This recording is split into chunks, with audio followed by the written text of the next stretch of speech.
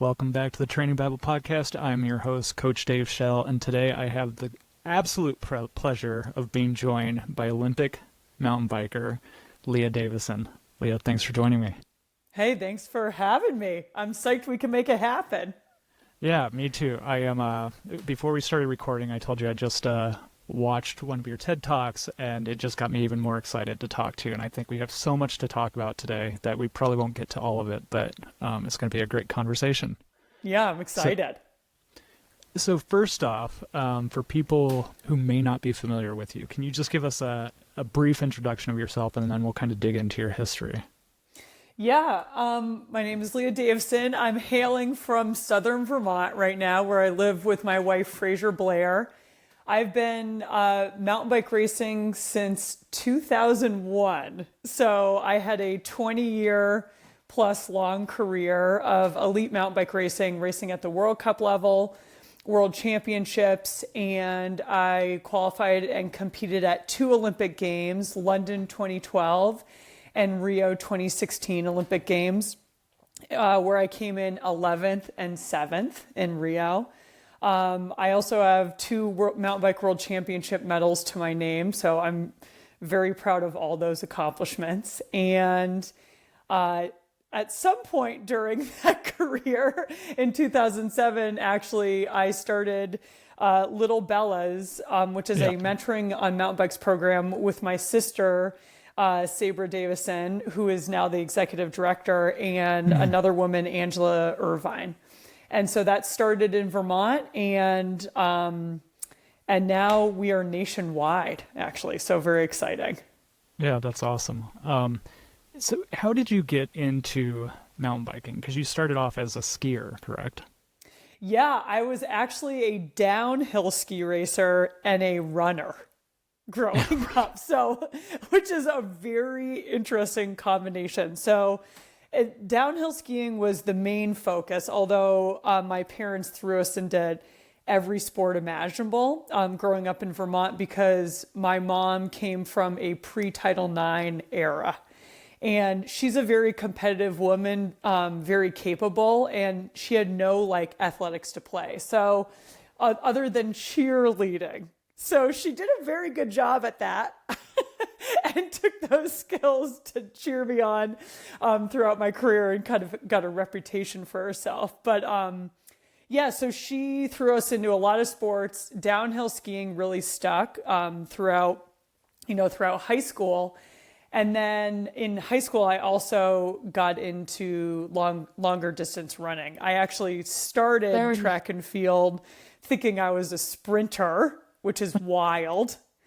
Because I was a downhill ski racer. That's like a 30-second effort, right? Yeah. And luckily, one of my friends was like, hey, why don't you come try running distance? And I was like, this is so hard.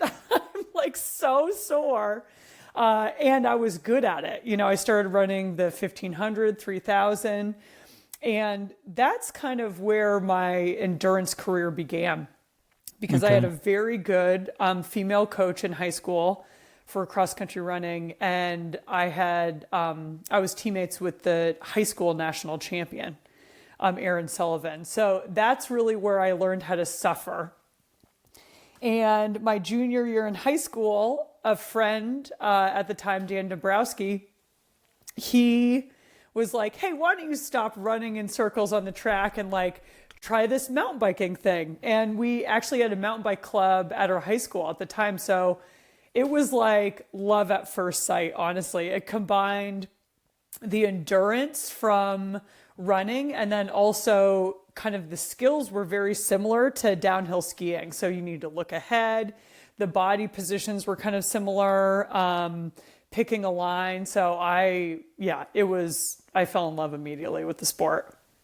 And so did you start with the mountain biking? Was it immediately competitive, or was it more just doing it for fun? How did that kind of transpire? Competitive. Yeah. Immediately. I'm a very competitive person. Yeah, we started racing our local race series, Catamount Outdoor Center. It's actually the longest weekly race series in the country.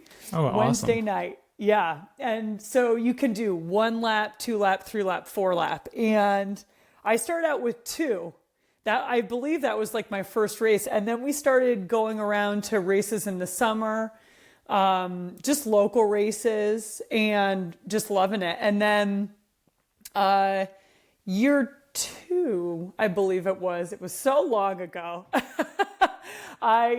We did Mount Snow. So at that time, Mount Snow, Vermont was a Norba National, which is now the National Series, now US Cup.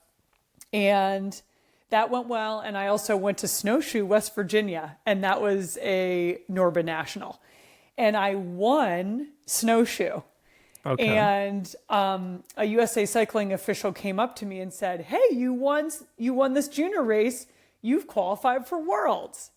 And I was like, "There's a Worlds for this?" Like, then my entire world like kind of opened up. And in that moment, I realized like, oh, you can make a living doing this. This is like a professional athletic career, and there's an Olympics for mountain biking. Game on. I'm doing this. Because I always had Olympic aspirations and in ski racing, and it wasn't quite jiving. So I was like, I'm doing this. And I was like laser focused on that goal from that moment. And so how did that kind of progress over time? Like, were you immediately competitive, or was it kind of a little bit of a rough awakening rude awakening when you first started racing at the level, or when did you enlist the help of a coach?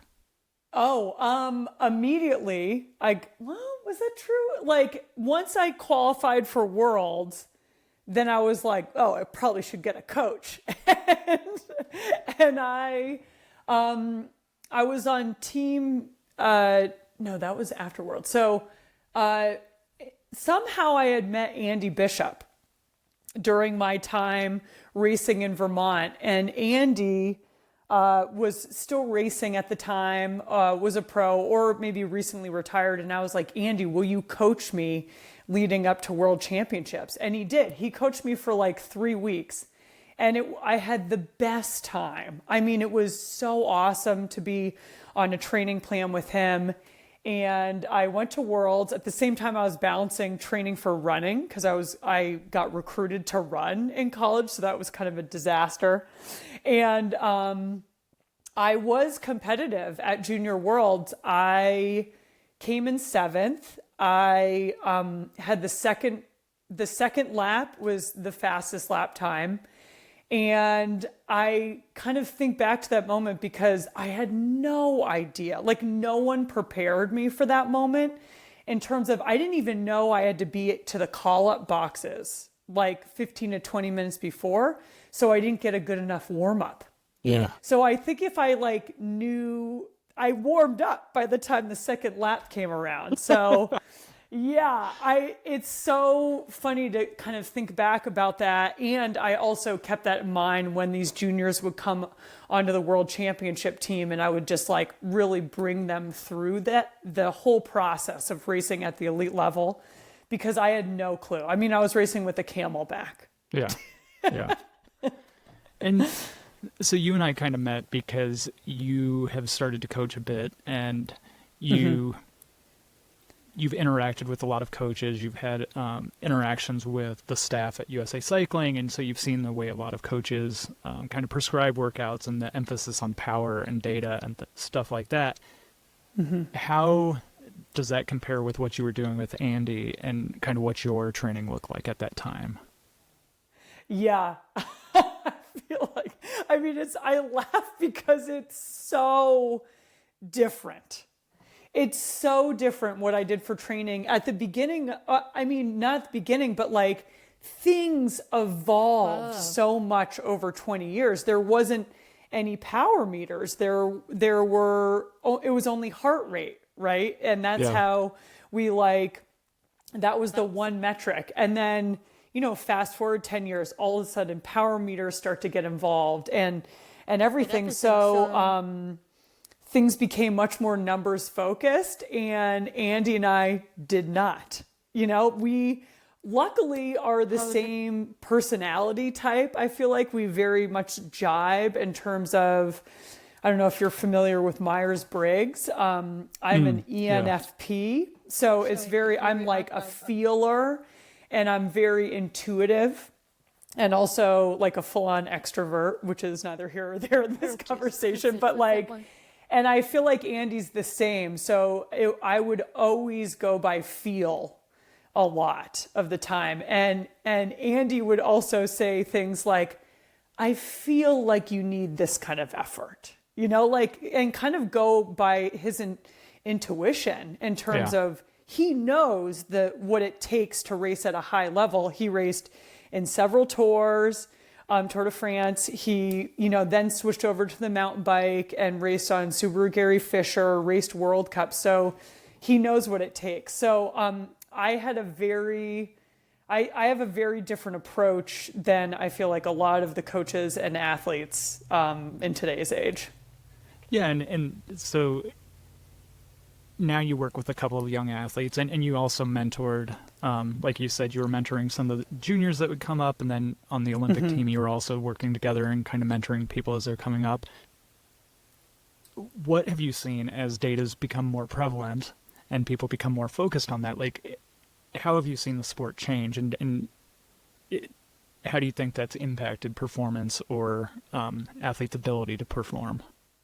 I mean, everything is on a spectrum, right? Like there's no like black and white answer. We talk a lot about this like offline when we collaborate on coaching. And I feel like it's mostly data and numbers are mostly on the side of limiting performance of athletes at the elite level. And I saw it even before I got into coaching. I mean, I would see these riders come up in the U23 category, and they would race. I would tell all of them, every single one, do not race with your computer on. Like, do not, or at least tape over the screen or put it in your back pocket. Because you look down and mainly it's a distraction. Like very much so in mountain biking, you need to be in the moment. Right. And 99% of the time, you look down and it's another reason that your brain's going to tell you, you should slow down. You're literally going to die. I mean, if I looked at my heart rate or power in a World Cup, I'd be like, there is no way I can continue this. Right. I mean, there's enough negative self-talk that you're dealing with when you're racing so on the limit that you don't need another information point telling you can't do it. Yeah. It's funny you say that. I coach a couple of ladies, and that's a conversation we've had recently. One just stopped wearing a heart rate strap. The other stopped displaying it when she races. And it's that same thing. It's just, like you said, you're sitting there battling these voices that are telling you to stop and trying to give you reasons to stop. And then all of a sudden you have this objective metric that's also like adding fuel to that fire. And so, I experienced it in my own racing as well, where this is an aside, but I had a PT, a physical therapist, that was a pretty great athlete. And one time I went in and I was injured for something, and he was asking me, I was telling him about something. And he's like, how old are you? And at the time, I think I was like 28 or 30. And I'm like, 30. And he's like, it should always hurt, dude. And I'm like, what? What? He was talking about the effort, right? When you're in a race, and I'm like, and I'm like, okay. And so I kind of took that to heart. And so then I stopped racing with data. I stopped racing with the GPS, and I started racing with like a wristwatch just so I had time. And all of a sudden I took like 5 minutes off my 5K or my 10K, it's just like, wow. It was just like this breakthrough. And it's something I've definitely seen with athletes where that's so much of an aspect of performance is like really pushing beyond what your body's telling you can do, or your brain's telling you what you can do, and so anytime you can limit those outside voices is going to be helpful, I think. Totally. It's like simplifying it, right? And my dad said something. My dad used to run cross country as well. And when I was running, we were having a conversation, and he said, Leah, same thing. It's always going to hurt, but you'll just go faster. Right. Like once you start to get in better shape. And I've like really carried that with me.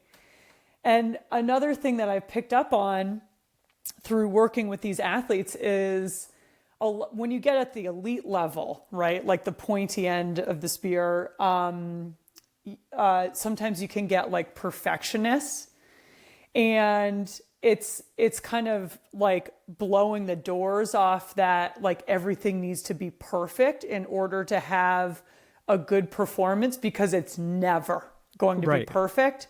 Right. And there's like, I don't know, I can probably count on my one hand, the amount of days that I felt incredible racing. Right. And I raced for 20 years World Cups, and like 2016 World Champs, I felt amazing. And I was like, and I came in second from a 20th start position. So that was one day. Yeah. Unfortunately, none of the other days fell on the 2 Olympic days out of all that time. But like, I got some good ones. And so it's like, what do you do when the majority of the time things don't go right? And you show up with like, meh, legs. Like, how do you respond to that? Because that's going to be the situation for the majority of the time. Yeah. So that brings up a good point. And I think this is something you kind of emphasize, and it's something you've experienced, like the importance of mental resilience. And it's, I talk to my athletes about this, and it's just, like, shit's going to happen, especially as people are racing longer and longer. So people that are doing these gravel races or doing Leadville or something, it's like you're out there for such a long time, like nutrition issues, mechanical issues, like things are going to happen. And so how do you work on that both with yourself when you're mentoring these other athletes? Like, what are some of the things you do to help cultivate that? Yeah. Well, first, a big thing I focus on is the effort, because you can't control the results. You can't control how anyone else shows up to the start line. You can only control you and the effort that you give. That's it.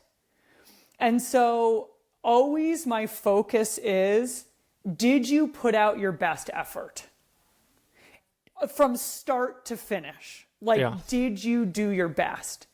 And for them to really understand that, like, that is hard. Yeah. Like, if you have done your best, you are at the finish line and you can't even stand up. You are barely crossing that finish line, and it's vulnerable. It's like way easier, especially since a lot of these athletes are living their journey on Instagram in front of everybody, and it's like way easier to have like that excuse ready, like, oh, I didn't feel good today. Oh, I didn't have, like, name all the excuses that you've heard, right? And it's like, yeah, but did you give your best effort? Like, I almost don't care how you felt. Did you do the best that you could? So, one, I love that. I 100% agree with that. And I'm sure you know Steve Prefontaine. And one of my favorite quotes, and something that I've probably mentioned before on the podcast, is to give anything less than your best is to sacrifice a gift.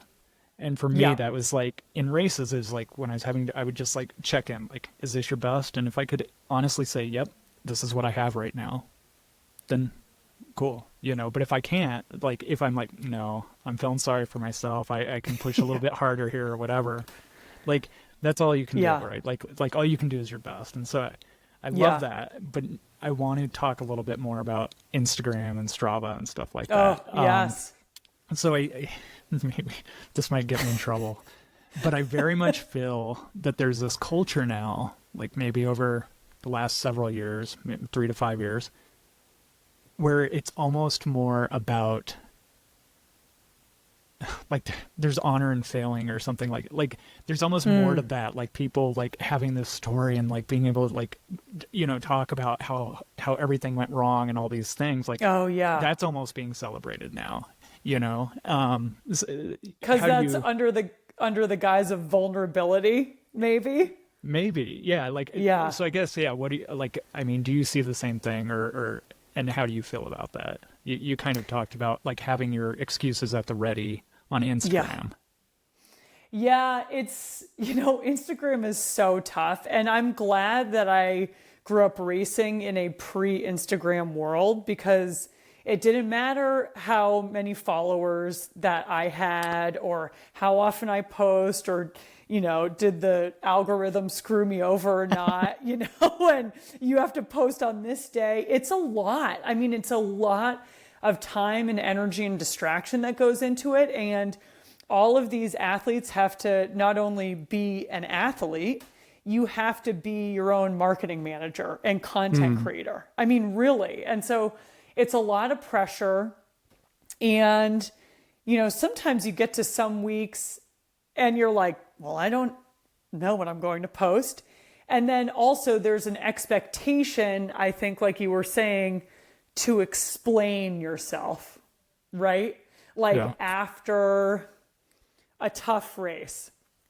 And I mean, in some ways it's like that's one big long excuse. Yeah. Like a little bit. I mean, I got a flan and blah, blah, blah. And then I got taken out. It's like, yeah, this happens like most races. Right. Like you dab or you get taken out, or, it doesn't go perfectly. And, that's a little bit more interesting to read than like, well, I gave it my best. Right. Oh, that's true. Yeah. Yeah. It's the drama, right? Yeah. So I think there's like a little bit both forces at play, and it's not easy to like kind of walk that line and try to figure out what to say, because you're like building this like public persona, right? And there's like a lot of pressure on Instagram, and like, am I putting out the right image, like, or the image that these athletes want to put out? So you get a lot of like, it's all glory. Like, here I am in Italy, and you're not seeing like the tiny hotel room or extremely jet lagged rides where I almost like fell asleep on my bike. And then like, so it's, I think it's a toxic narrative when it comes to that, because it's like sometimes it can glorify the professional athlete lifestyle and like what it actually takes to race at that elite level. Yeah. So I want to ask you about something else that I think is related. And you brought this up to me, and I didn't know there was an actual name for it. But the idea of this victim versus player mindset. Oh, yeah. And so where does that come from, and explain that to us? Yeah, this is a concept that one of my therapists or like life coaches, I work with like a career coach, life coach. I just bring in all the coaches all the time. The more coaches, the better. Smart. So this is a concept that, so the victim stance, if you're taking a victim stance, it is all of these things are happening to me, right? Like, this is not my fault. All these these people's fault, or it was the weather's fault, or all of this is happening to me. I have no control over it. And like, that's really the excuse factory too, like in the victim stance. And then player's stance is like standing like strong on your own 2 feet and making decisions intentionally that you own, that you take ownership for. And accountability. It's about accountability. So it's like, well, I didn't check the weather today for today's training.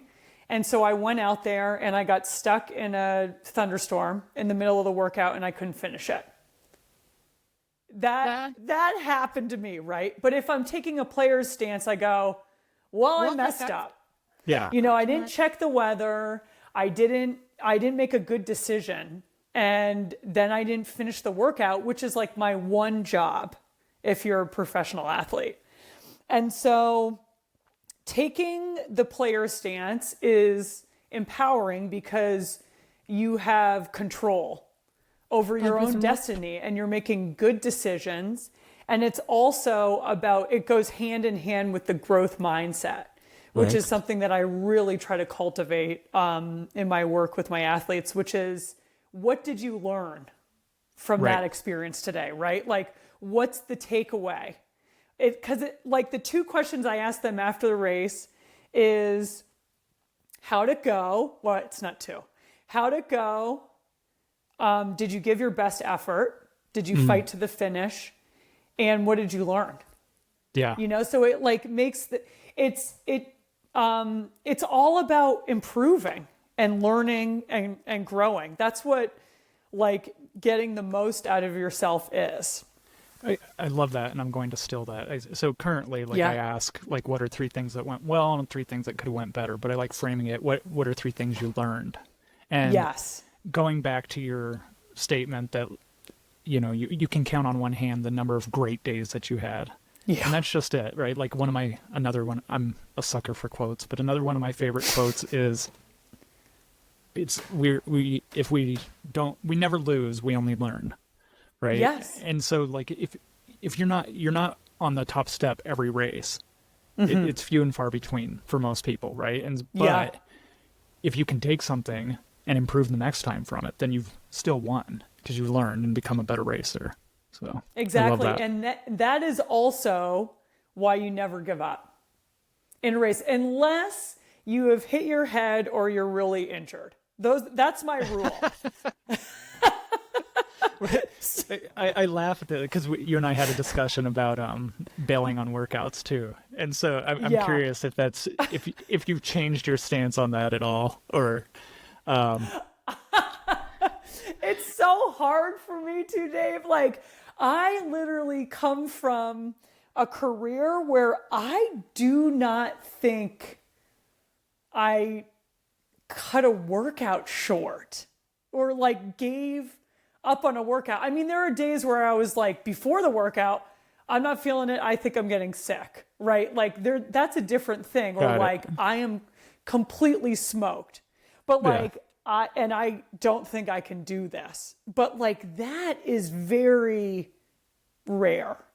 And so I know I hold like, I come from a different, it's maybe old school, like I come from an old school train of thought, which is like, yeah, I give my best every single day, whether maybe I'm like 50% doing a workout because it's the last day of a 7-day training block, right? But I'm still going to give as much as I can under the given circumstances and finish that workout because I gained a lot of confidence from that. yeah, And I think it comes from the concept of like, well, I may not be the most naturally gifted, but I sure as hell can outwork everybody else. right. Like I can work harder than everybody else and that's going to pay off. Yeah. And I will say, like, I'll frame this a little bit differently in that you're working with different athletes than I'm working with for the most part. And a lot of times I'm working with people that also have a full-time job and a family and, and so we're trying to get the best quality on when we're doing a hard workout or intervals. We want it to be the highest quality possible because it's only happening a few times a week. You're working with people that this is either currently their job or they want it to be their job. And in my experience and talking to athletes at that level, like you are a lot more cutthroat and a lot more drill sergeant a lot of times because that's what it takes, right? It's like you either do it or you don't. Like at that level, in order to make it, you either do it or you don't. So exactly. Yeah, I've realized that I definitely come from a different school of thought, I think, in an approach in my coaching because I coach that way. Yeah. And like I've run into some friction because of athletes coming from different schools of thought where maybe it was like a little bit more flexible. And I was like mind blown. Like, because this is, like I'm coming from my career and this is like the one thing that you do the workout and to the best of your ability. And so it's just it's a process of, for me, really learning different athletes and their approaches and kind of like bending a little bit and working with athletes are so different. like physiologically, mentally, like they need such different things. Yeah. And it's incredible. And that's why I'm like very grateful to have you in my corner, like to bounce stuff off of. I mean, for all the listeners, like I'm like, oh, thank goodness I can ask Dave this question.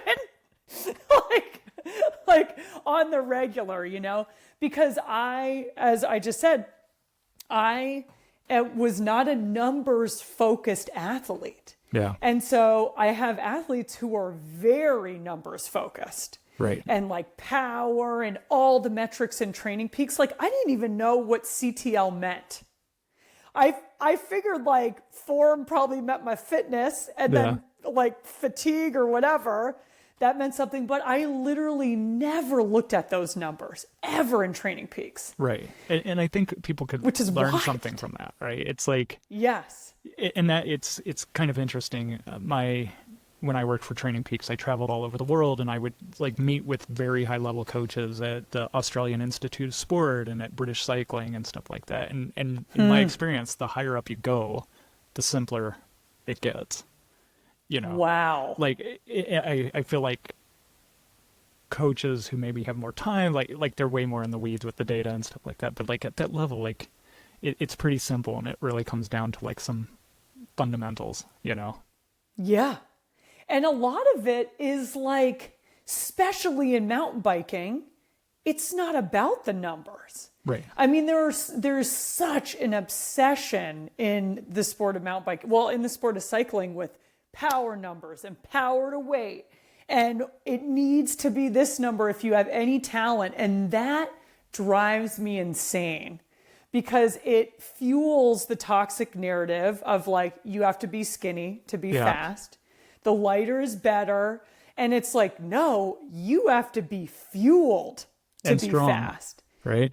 And strong. Yep. And if you're not, you are screwing yourself. And if you're trying to drop weight for a race, you're also dropping all of that hard work and strength and fitness along with it.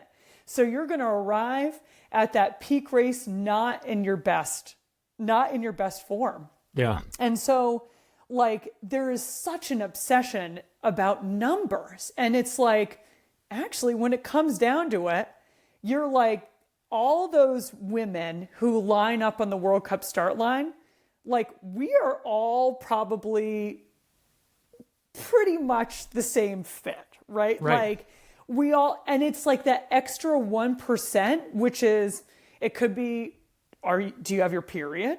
Right. Like, are you like 2 days before your period? I mean, I think that window is a disaster to deal with as a female athlete. That's why the women's field is so exciting to watch, because at any point, hopefully, they're all getting their, they're all getting their periods. At any point, 25% of the field could be in that not ideal window. So that's here's going to be another diversion or digression, I guess. So that's really interesting, and I know that it's been a big focus over the last several years, kind of training around the menstrual cycle and changing how you feel and stuff like that. And I coach a lot of female athletes, and that's always been my thought. It's like, rather than like, because you can't change when the race is going to happen and stuff. So it's like you need to be prepared, or like used to doing work in certain times and stuff. And it's like, sometimes you're not going to feel your best, and like we can adjust things based on that. But you do your best that day, whatever that best is. And so I'm curious, like, how do you, like, in the latter part of your career, and then now with your athletes, like, how do you address that, or like, how does that, how do you handle that? Yeah, this is a great question, because this is what led me to coaching. Because, last year I retired at the end of 2022, and then I was trying a bunch of different paths, which was race broadcasting, announcing, commentating, live broadcasts, public speaking, and coaching. And I did some coaching for the national team, but that's not like individual one-on-one coaching. And I thought, I'm never going to do that. That's like, that's a to do every day for me. And that's a disaster because I like to be free range. And I like to like go over here and then go over there and shooby doo. And, and at the end of the season, you know, a woman came up to me that was part of the national team and was like, Leah, will you be my coach? And I'm like, no, but I'm going to link you up with some people who I trust or try to find some good options. And so then I went on this journey with her, and all I could find were male coaches, which, by the way, can be great. I know. Dave is That's one going of to be my them. follow-up question. Yeah, exactly. No. They can be. I mean, I had a male coach for my entire career. Right. Phenomenal. Andy's phenomenal.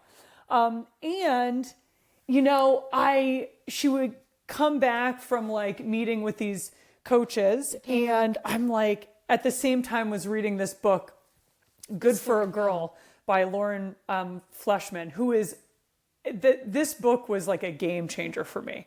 And she talks about the prevalence of red S, which is relative energy deficiency syndrome in female athletes. It can be in male too. And then it pretty much boils down to there's not enough female coaches, and this whole structure of sport is designed by and for men, right? So I was getting that message at the same time of going through this journey of like trying to find her another coach. And I'm like, I don't think any of these coaches are asking her if she gets her period, because it's kind of like a taboo subject.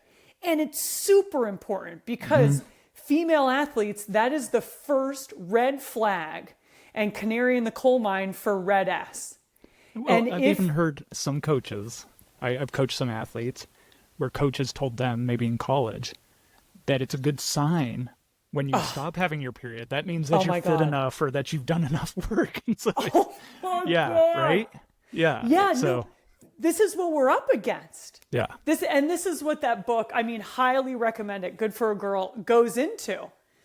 And, you know, if you have females that get red S between like, you know, that college age, end of high school, that is the main time where you get all of your bone density. And to get bone density, you have to be getting your period, you have to be fueling, and you have to fuel to get your period. And like you can blow up your entire career in those years if you have red S. And so there's just a lack of knowledge about it, right? Yeah. And So- like you said, there's an emphasis on it too, where it's encouraged to be lighter, especially mountain biking or cycling. But yeah, so it almost, I mean, it's something that especially with young female athletes, like I hate talking about weight.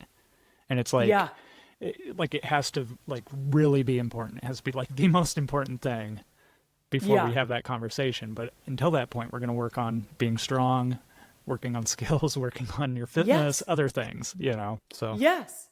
Power numbers. I mean, there is so much. Are you fueled? Are you hydrated? Are you mentally tough? Do you have the bike handling enough to recover? You know, and not be stressed going off of these like major things. I mean, those are just 5 factors in mountain biking off the top of my head that like tactics, race tactics, right? There's so much else out there, like other than power to weight ratio. And actually it's like, we are like lighting on fire, not in a good way, to a lot of our talent because of this like toxic narrative that you have to be light to be fast. Like, no, you're actually like going through a big detriment. So to yourself and potentially putting your whole career in jeopardy. And so like, I was like, okay, I need to coach. Yeah. This is the only answer. Like I have 20 years of experience. I know what it takes to race at a high level. I don't have like the analytics and the power, and that's where I go to you, Dave.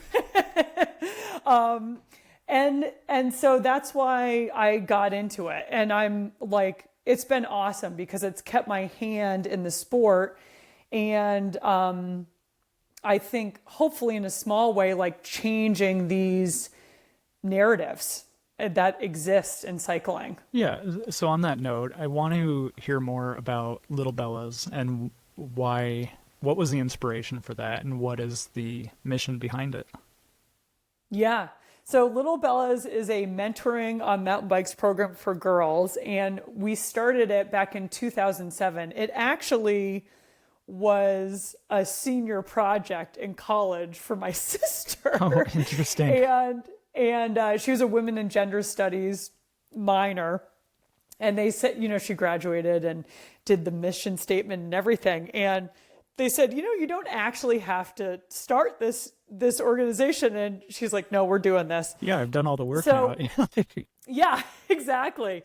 I mean, we saw the need for to get more girls on bikes. It's as simple as that. I mean, there's like always an inequity in terms of female representation in cycling and in all sports. And so that was a way to almost give the gift of the bike and riding a bike and those opportunities and what it does for a young human to more girls, because it's very much so. Mountain biking is an empowering pursuit. Right. You literally have to get over obstacles. Yeah.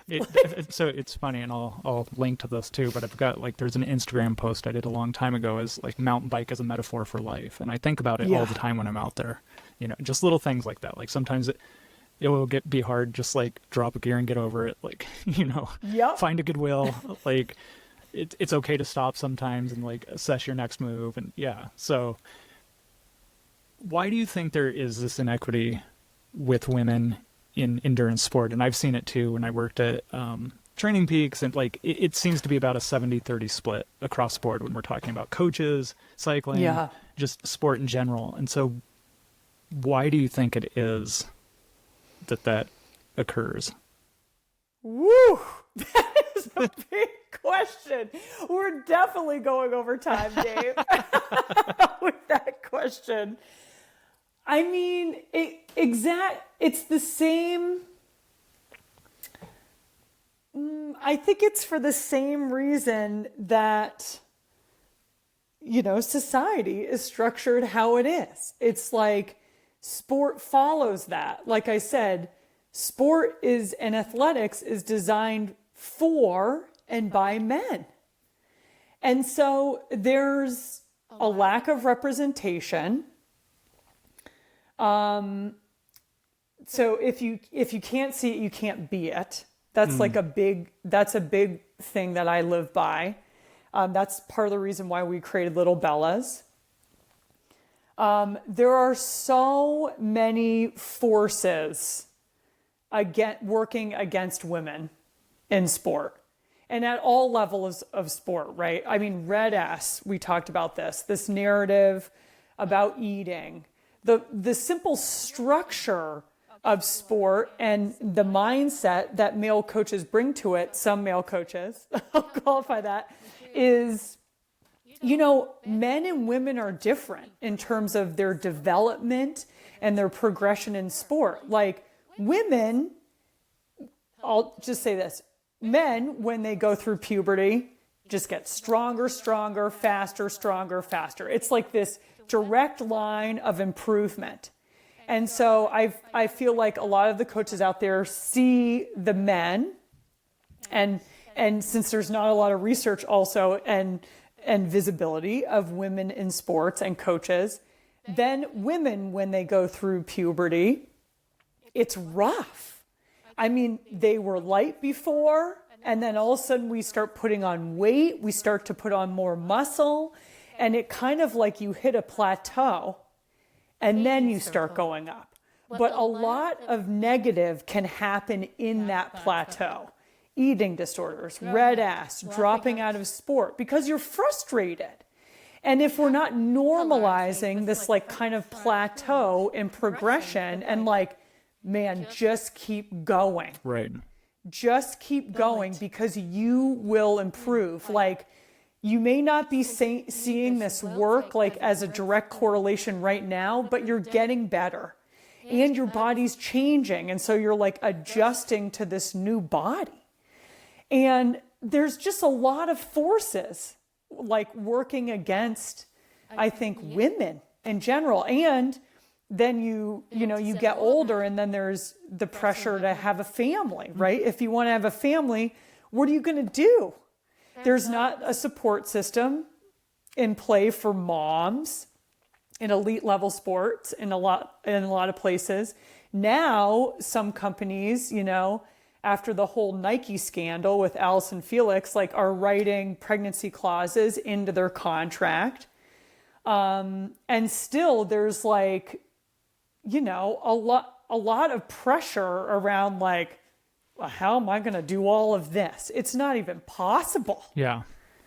Yeah. And on that note, I started working with a women's mountain bike team or off-road team called the Dirty Mamas. And it's really built around that idea is that it is hard. Like there is this maybe unwritten expectation or unsaid expectation that when you're the mom, your job is to take care of the house and the kids and all these other things. And it's almost, you need to put aside your own aspirations to do that. And so I can see how that would be hard to, at that point, and so we're trying to change that a little bit, but I like that you're doing it earlier on, with the little Bellas as well.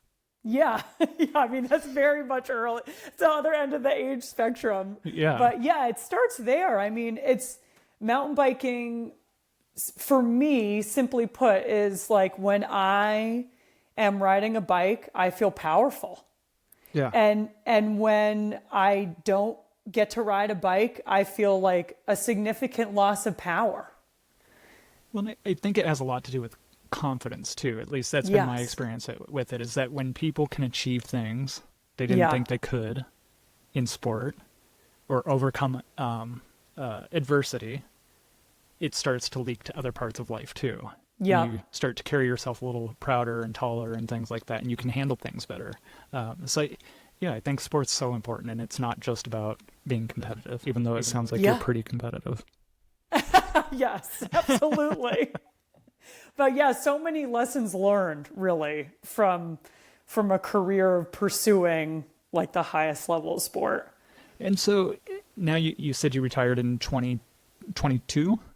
At the end of 2022, yeah. And so, and you were playing with different things. You said like broadcasting, public speaking, coaching. Still haven't decided what you want to be when you grow up yet. You had mentioned before, one of the times you and I were talking, that you've taken your last Olympic experience and it wasn't necessarily a successful one or the things that you would have hoped it to be, but that's what you're traveling around talking about now. So what kind of impact did that have on you? And first tell us the experience, and then how did that impact you, and how are you using that moving forward? Yeah. Okay, my experience wasn't ideal. I go to 2 Olympics. I'm on this like natural progression, right? I came in 11th place in my first games. I came in 7th in my second games. Like, this is it. Tokyo will be my like final shot at this Olympic medal that I've always dreamed of getting. And I felt like I came into the 2020 season like ready. I was ragingly fit, and then the pandemic happened. And I feel like for a lot of the older athletes that trying to qualify for the Olympics, that was a detriment, because it was like, oh man, we have to like keep doing this for a year, like hang on, like keep training. And the younger athletes like had an extra year to train, extra year of experience, like to build up. And I trained through the pandemic. I got an espresso machine because I need some caffeine to get through that.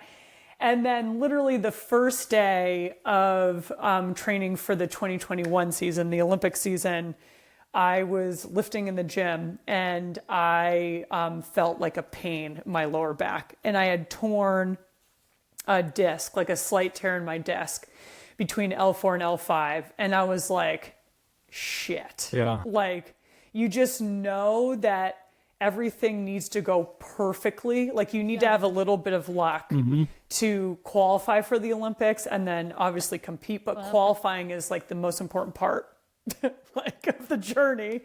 And I thought, it's okay. It's like October, November. I still have time. I can recover from this. I was recovering. And then I put in this major training block, like one of the biggest volume and intensity weeks that I've done in December. And I was like simply carrying my bike up the stairs. Shit. And I felt it go again. My God. And at that point, I was like, oh, I am screwed. I mean, I was like so upset. I collapsed to my knees and I was like sobbing because I just knew what it meant at a core level. And I still kept going. I was like, well, I'm going to throw everything at this. I still have this dream, like assemble the team. Like I did all the PT work. I was in the pool every single day doing core, like doing everything possible to be as ready as I could be for those Olympic qualifying races. And I did put forth my best effort given under the given circumstances. So unfortunately, it wasn't enough for me to be selected. And I can like still sleep at night knowing that like I gave it my best. Like I threw the kitchen sink at it. So from that like extremely devastating experience and like a major failure, I kept going. I was like, okay, I get to define my career. No one else does, like not the selection committee, no one else. And so I finished out the season and I had a ton of stuff go wrong. Like as soon as I was coming into form, finally, I got a concussion. Like right before Worlds, didn't race Worlds. Then the next World Cup I could race, I literally like fell off a bridge. And I fell on a stump. I got like an uppercut punch to the chin. It was all going south. And then like it finally came together at the last World Cup of the season in West Virginia in Snowshoe on home soil. And like, I finally had the race I knew I could. And I was the first American and I rode most of that race with Yolanda Neff. Yeah. Like on my wheel. Like I was pulling her around until she dropped me on the last lap, which is like a classic Yolanda move. But like I finished that race and like I had a moment of, it was amazing. Like it was an amazing experience because at First American, the whole crowd was behind me. And I thought, oh, I just finished with the current Olympic champion drafting off of me for most of that race. And, in that moment I thought, yeah, if circumstances had just been a little bit different, it might have worked out differently for me. And, still such a hard experience. And I have been excavating that whole year to launch my speaking career, essentially, because there are so many important, like human experiences about resilience and failure that it was such a human experience that I went through. And so I learned a ton and I speak about it to tell my story. Yeah, I love that. And, I think I opened the podcast talking about having just watched your TED Talk, and I'll link to that as well because I thought that was a great story. Thanks, Dave. So I'm going to let you go pretty soon, but just a couple more questions for you. The first is the U.S. women are doing pretty fantastic right now. And so Yes. what do you think, like, what caused the switch to flip, and like where do you hope that plays out over the course of the season? Let's start there. Oh, it's been very, very exciting to watch these opening World Cups. We've been building towards this kind of like domination, I feel like, for a while. And the groundwork has been laid. I mean, I always said like this generation were like, they were U23s when I was racing at the top of my career in elite. And I was like, this is it. They're it. Like, I was like, there are 5 of them that could absolutely be at the top of the sport. And it's playing out. Yeah. Like, it's like exactly like I thought, which is just amazing for each and every one of them, because they have worked so hard and for so many years and made it through each of them challenges of their own to get to this point. So it's just, it makes me emotional actually to see it working out for them, because I know each and every one of them like deserve it. Yeah. And what this does for USA Cycling is huge, because you can't see it. No, you can't be it if you can't see it, right? So, I mean, you could see it actually play out with Jen Jackson, the Canadian rider, at the last World Cup. She has put in her best World Cup results. And she literally says, because I see all of these American riders up there, and I'm like, oh, this is like a US Cup. I can do this. Yeah. Right? Because she's ridden with all those riders and raced with them in a US Cup. So now all of a sudden she knows that she can ride at the front of a World Cup, because, I can ride with them. Yeah. And so all it takes really is one person to do it. And then it starts like, it's contagious. Yeah. And it also plays out in terms of teams. Like, so team opportunities, pro teams and support, they are few and far between, and they're very coveted spots. And so what we saw happening after Courtney won Worlds in 2018 was all of a sudden all these European teams were like, oh my God, Kate won Worlds. Okay, I'm going to sign these American riders. And Kelsey Urban got on a team. Gwendolyn Gibson got on Trek Factory Racing. Sevilla got on a French team. I mean, they all got signed. Yeah. And so it's like a success builds on success in terms of that as well. And so it's just very exciting to watch. Yeah. I as you talk about that, I think about Roger Bannister, who ran the first sub 4 minute mile or whatever. And it was the same, like, I read the book, and it's like the same thing where it's like everybody's trying to do it around the same time. But as soon as one person does it right in a row, they're just like, do, because it's just like breaking that mental barrier and like seeing, like whatever, that last bit of confidence or whatever to push yourself. So that's super cool. Yeah. So what would be your advice to up and coming female racers, or just any female racer in general? Keep going. I mean, it's really, if you develop resilience to like, you will outlast a lot of your competitors. And how you develop resilience is, I have a saying, happiness is fast. And so you have to make sure that you're having fun and you're happy while like going through the grind of training. So like, whether that's like, doing a destination ride to like an ice cream shop or like a coffee shop. Yeah. I mean, after every motor pace, most motor paces that I did with my coach, Andy, they would end at Palmer Lane, which is like our maple shop. And there would be maple creamies, which creamies is soft serve ice cream. And we would end with a creamy. Now like, I need one of those. Like, I know, yum. And so, make sure you're enjoying it and like, and keep going. Like, just keep working hard, because it will eventually pay off. Fantastic. Thank you so much for your time. I super appreciate this. I'm glad we made this happen. Where can people find you? On Instagram, they can find me at Leah Eats a Lot. I love that. I love that. It will come up if you look up Leah Davison. I also have a website, and then check out the my TED Talk, and I also gave a moth style story that I will send the link to you. Yeah, please do. Please do. Awesome. Thank you very much. I appreciate it.